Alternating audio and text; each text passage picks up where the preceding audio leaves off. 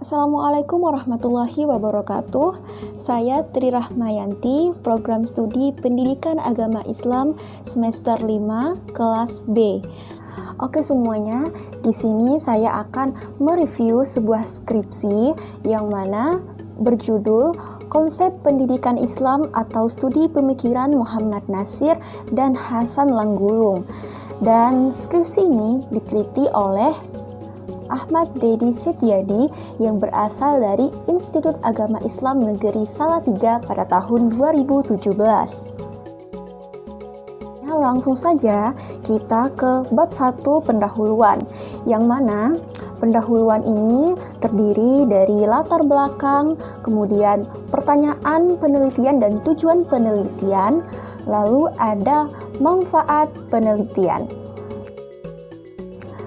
Di latar belakang berisi masalah, kemudian alasan, dan screenshot data pra penelitian. Di latar belakang ini, terutama di masalah, berbicara tentang pendidikan Islam, pastilah berbicara tentang konsep pendidikannya. Konsep-konsep pendidikan Islam yang ada saat ini, terutama di Indonesia, tidak lepas dari konsep-konsep para tokoh pemikir pendidikan Islam Indonesia. Banyak para tokoh pemikir pendidikan Islam Indonesia yang menyumbangkan pikirannya untuk kemajuan pendidikan di negeri ini. Di antara tokoh-tokoh pendidikan Islam Indonesia tersebut, penulis mencoba menjabarkan konsep pendidikan Islam menurut Muhammad Natsir dan Hasan Langgulung, yang dari keduanya memiliki persamaan dan perbedaan konsep pendidikan Islam. Selanjutnya yaitu alasan. Nah, penulis di sini memberikan alasan berdasarkan uraian di atas yang merupakan gambaran untuk memperoleh hasil pembelajaran yang lebih baik lagi mengenai konsep pendidikan Islam, maka peneliti tertarik untuk membahas masalah ini dalam sebuah karya ilmiah dalam bentuk skripsi yang berjudul Konsep Pendidikan Islam, Studi Pemikiran Muhammad Natsir dan Hasan Langgulung. Selanjutnya, screenshot data pra penelitian bisa dilihat di sini. Selanjutnya, kita beralih ke pertanyaan penelitian dan tujuan penelitian di bab 1. Pertanyaannya ada 3 poin yang ditulis, dan tujuannya juga ada 3 poin. Pertanyaan pertama, apa konsep pendidikan Islam Muhammad Natsir? Pertanyaan kedua, apa konsep pendidikan Islam Hasan Langgulung? Kemudian pertanyaan yang ketiga, apa persamaan dan perbedaan konsep pendidikan antara Muhammad Natsir dan Hasan Langgulung? Lalu di tujuan penelitiannya, yang pertama, untuk mendeskripsikan konsep pendidikan Islam Muhammad Natsir. Tujuan yang kedua, untuk mendeskripsikan konsep pendidikan Islam Hasan Langgulung. Dan tujuan yang ketiga, untuk mendeskripsikan persamaan dan perbedaan konsep pendidikan antara Muhammad Natsir dan Hasan Langgulung. Di sini saya memberikan komentar bahwa peneliti sudah menuliskan pertanyaan dan tujuan penelitian yang sesuai dari aspek jumlah dan kata-kata yang digunakan. Selanjutnya adalah manfaat penelitian.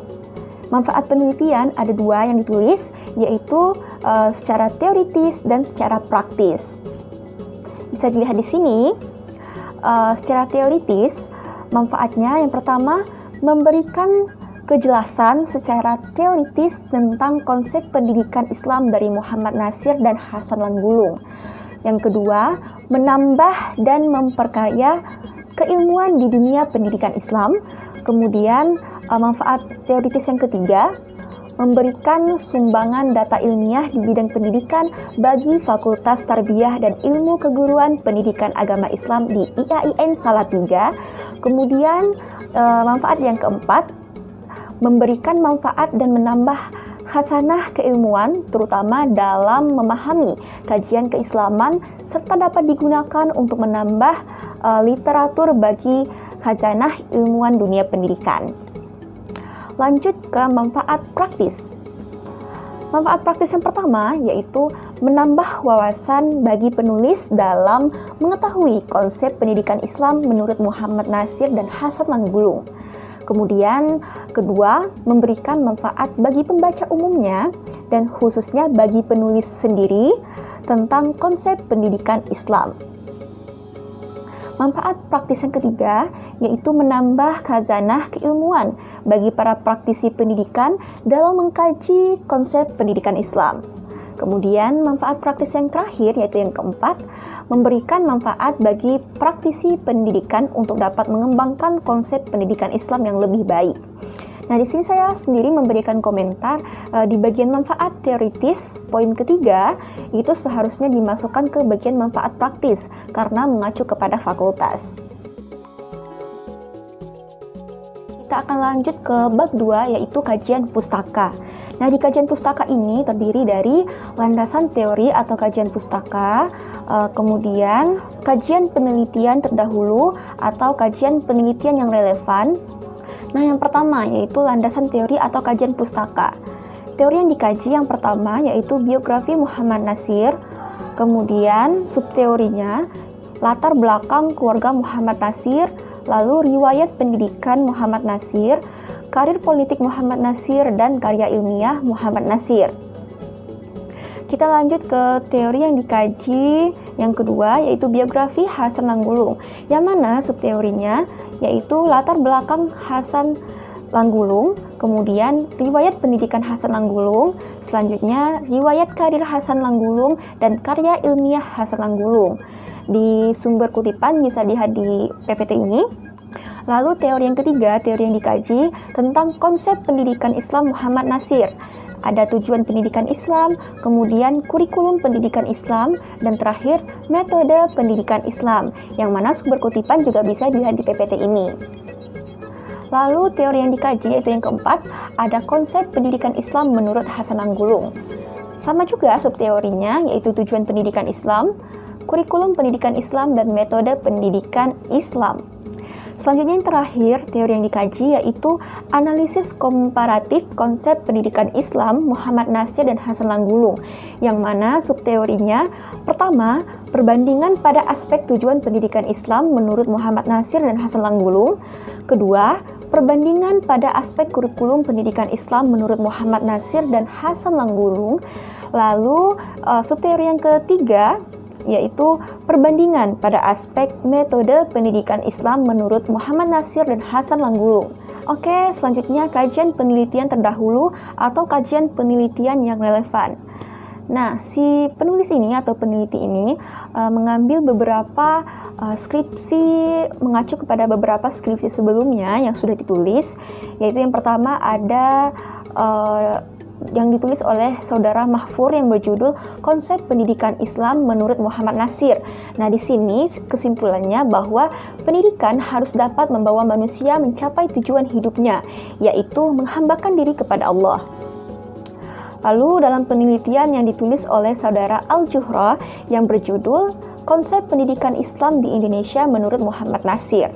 Nah, kesimpulan pada penelitian itu yaitu pendidikan integralistik yang dikemukakan oleh Muhammad Natsir adalah berdasarkan tauhid dan untuk menjadikan manusia yang mengabdi kepada Allah yang dalam arti yang seluas-luasnya dengan misi kebahagiaan di dunia dan di akhirat.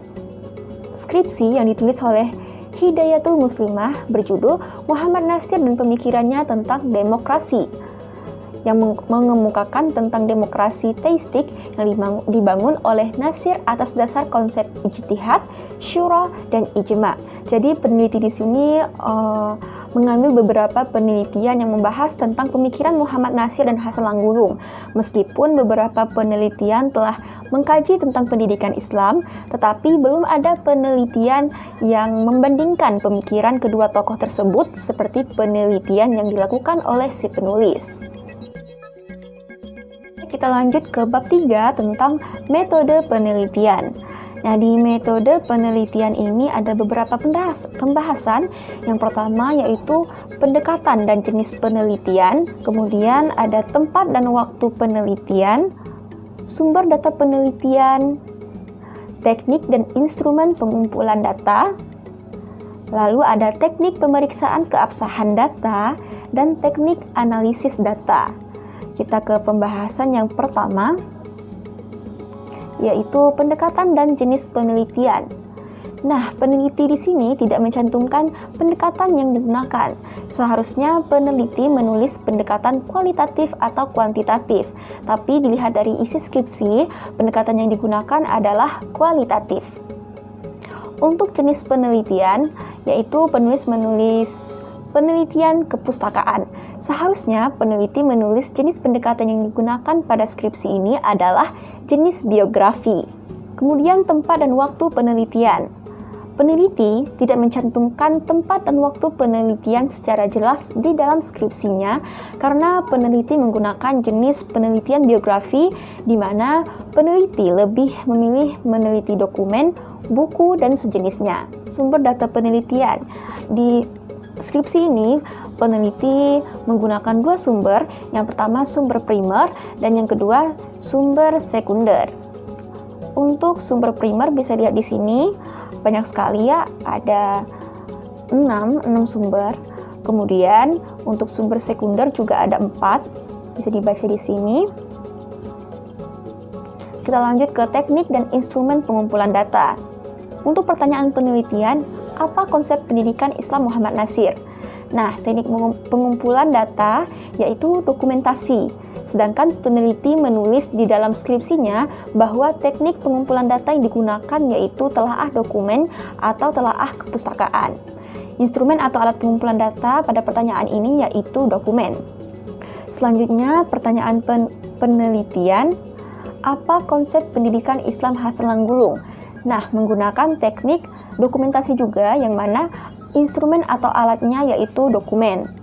Lalu pada pertanyaan yang ketiga, apa persamaan dan perbedaan konsep pendidikan Islam antara Muhammad Natsir dan Hasan Langgulung? Penulis juga menggunakan teknik pengumpulan data dokumentasi dengan alat atau instrumen dokumen.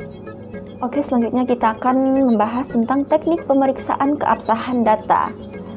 Peneliti tidak menulis secara tersurat di dalam skripsinya mengenai teknik pemeriksaan keabsahan data yang digunakan. Mengingat materi yang kita pelajari sebelumnya bahwa teknik pemeriksaan keabsahan data yang paling populer yaitu teknik triangulisasi waktu, seperti sumber, waktu, dan pengumpulan data. Berdasarkan sumber yang digunakan, bahwa peneliti ada mencantumkan sumber primer yaitu karya tulis asli dari tokoh yang dibahas. Selanjutnya kita akan membahas tentang teknik analisis data. Nah, peneliti menulis di dalam skripsinya bahwa teknik analisis data yang digunakan yaitu teknik analisa dengan cara deskriptif, filosofis, kontekstual, dan kritik. Penulis tidak mencantumkan secara jelas teknik analisis data interaktif. Oke semuanya, itu tadi review skripsi yang saya lakukan. Semoga review ini bermanfaat untuk kalian semua. Mohon maaf jika banyak kesalahan. Saya Tri Rahmayanti, wabillahi taufiq wal hidayah. Wassalamualaikum warahmatullahi wabarakatuh.